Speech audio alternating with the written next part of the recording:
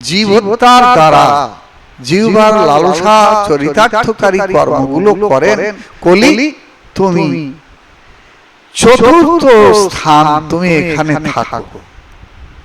এখন এই জগতের কিছু শিক্ষিত বলে অভিমানী যুক্তিবাদী মানব সমাজ বলতে পারেন, তর্ক করতে পারেন, যুক্তি দেখাতে পারেন, ও মহারাজ আপনারা টিকি তিলকধারী বৈষ্ণব ধর্মের মানুষ, আপনারা বলেন জীব হত্যার দ্বারা জিহ্বার লালসা চরিতার্থকারী কর্ম যেখানে আছে কলি তুমি এখানে থাক। তা আপনারা জীব হত্যা করেন না কি? আপনারা তো ডেলি হাজার হাজার জীব হত্যা করেন, তাই না? কেন?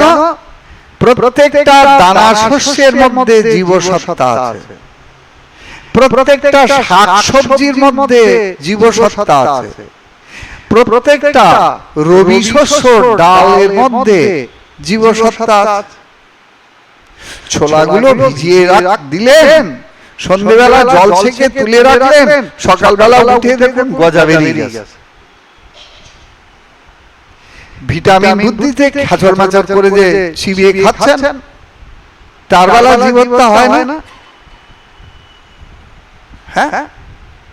আর আমরা একটু মাছ মাংস খাই বলে আমাদের দিকে আঙুল তুলে জীবনটা করছে। হ্যাঁ, আপনাদের কেমন বিচার? সত্যি তো তাই।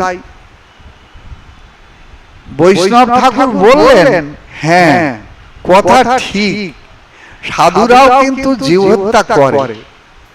তবে সেই জীব হত্যা করে কেন জানেন?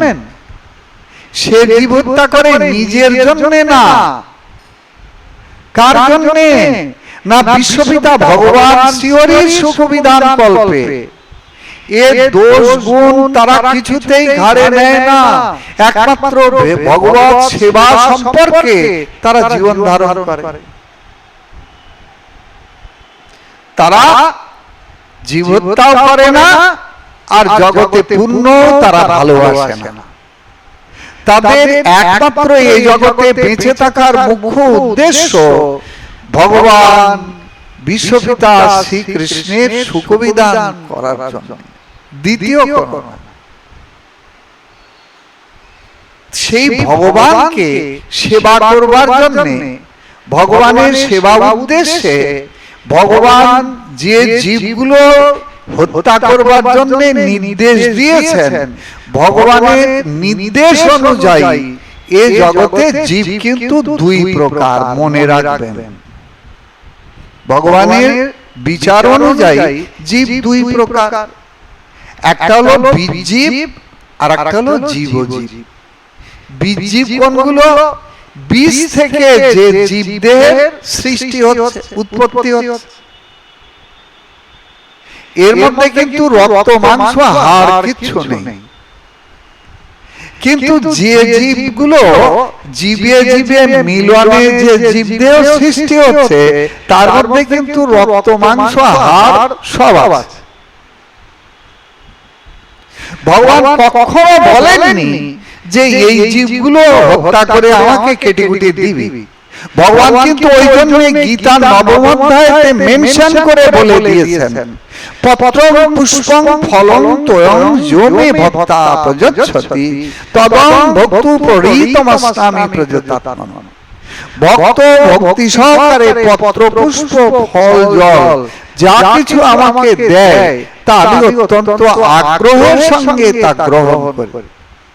সুতরাং ভগবানের নির্দেশিত যে জীব ভগবানের সুখবিধানের জন্য যারা ভগবানকে নিবেদন করেন, তারা অবশ্যই জানেন যে ভগবানকে এই সাত্বিক দ্রব্য মন্ত্র সংস্কারে নিবেদন করলে ভগবান তা অত্যন্ত আগ্রহের সঙ্গে গ্রহণ করেন।